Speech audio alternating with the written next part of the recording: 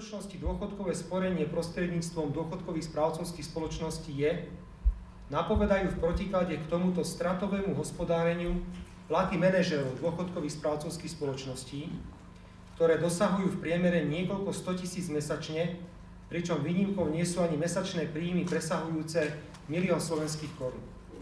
Zdôrazňujeme, že ide o príjmy z peňazí sporiteľov.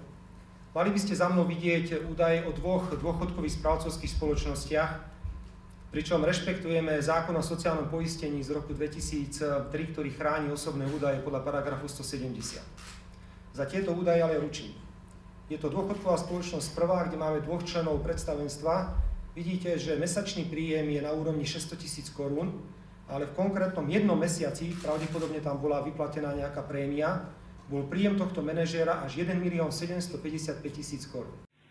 Ti umělci, kteří to podepsali, žádnej z nás nebere takový platy, prostě jako berou oni.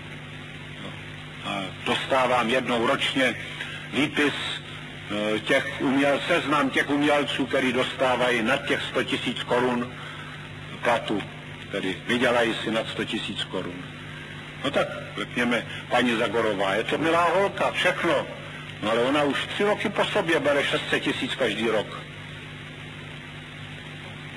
A další, ne 600, milion, 2 miliony berou, Jandové a jiní, každý rok. Ty náhodou neprotestovali, ale mnozí z těch, kteří se takhle dobře mají, protestovali. A když s nima mluví nakonec, tak se neví ani, proč to podepsali a co vlastně podepsali. Prostě, co vlastně podepsali.